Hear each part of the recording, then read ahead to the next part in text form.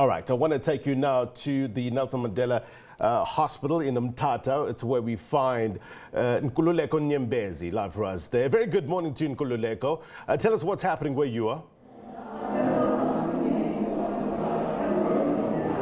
Good morning, Plain. Yes, of course, we are coming live from Nelson Mandela Academic Hospital in the Eastern Cape. This is a hospital that is right at the center of the eastern part of the Eastern Cape, and then it plays a very important role in rendering quality healthcare services to the people of the Eastern Cape. Today is the second day of rolling out the so-called Johnson & Johnson vaccine. But to get more information on that, we are now joined by Professor Tuzama, who's going to give us details as to what can we expect as from today and onwards. Professor. Good morning, Sasas. So, as you've stated, today is the second day of the rollout of the Johnson & Johnson vaccine program. People at the background, they are busy registering onto the system. We are continuing with the vaccination of the healthcare workers today, mainly from Nelson Mandela Academic Hospital, but as time goes on, we'll expand to other healthcare facilities around our area, including Mthatha Regional Hospital that is within our vicinity. So how many doses can we expect that would be given out today? Today we expect anything between 50 and 100 doses, depending on the amount of and the number of people who have registered. At the end of the day, we've got at the end of the current rollout, we've got 2,460 vials, which translate to about 4,920 dosages. But the enthusiasm is improving compared to the last day or two. So depending on the number of people who register each day, I expect the numbers to increase every day.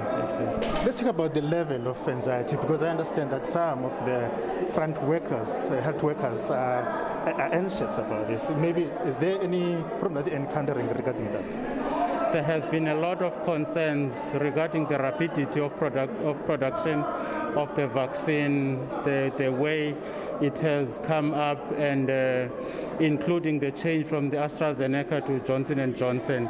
But with increased interaction with the staff members on the ground, via meetings and training sessions, we have tried to explain it to most of the staff members around, and hence most of them are beginning to see the need to vaccinate. And as I said, I expect things to improve over time as they see that it is a safe drug. It has been proven in most parts within the country and worldwide, and it is going to work as we believe, since it has been proven that it is effective against our variant, the South African variant of the COVID-19. So one would say maybe this is a dream come true for the people of the region with that too. Do you share the same sentiment? It is, Msasasi, because at the end of the day, we know what the first wave gave us and the problems we encountered with the second wave, when we expected it to be less than the first wave, but it definitely was much worse than the first wave.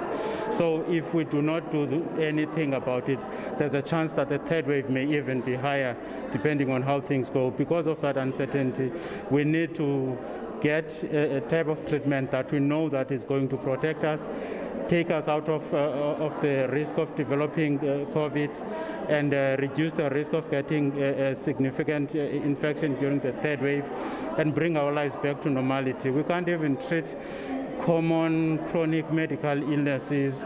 The theaters are closed, they're opening at a very low rate compared to what we've been doing. So for the healthcare sector, there has been palpable difficulty in dealing with the usual activities that we have to do.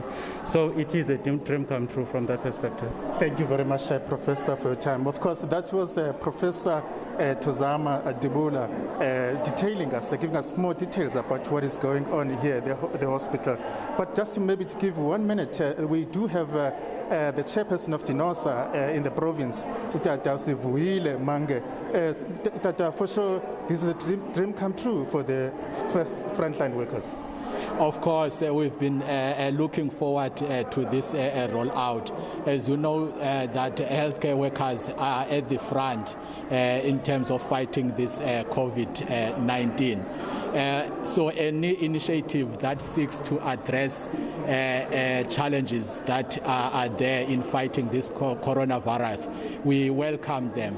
So we welcome this with both hands. As you know, that initially we were a bit disappointed when the rollout was put on hold due to the fact that studies show that AstraZeneca was not fit for the purpose. Now it is a dream come true. Now that today it is the second day that the rollout has been initiated. Thank you very much, Sivula. There you have it. The rolling out of vaccine is underway here at Nelson Mandela Academic Hospital. Thank you very much. That's all for now.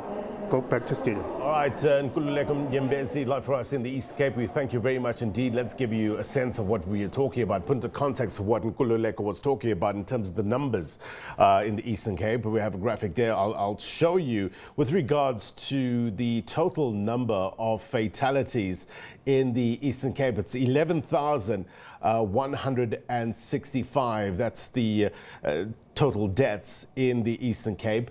When we look at the active cases, and this is very interesting, the Eastern Cape currently, in terms of the latest numbers we have, it's the lowest in the country in terms of active cases. As you can see, 747. And with regards to the total recoveries so far, 181,575.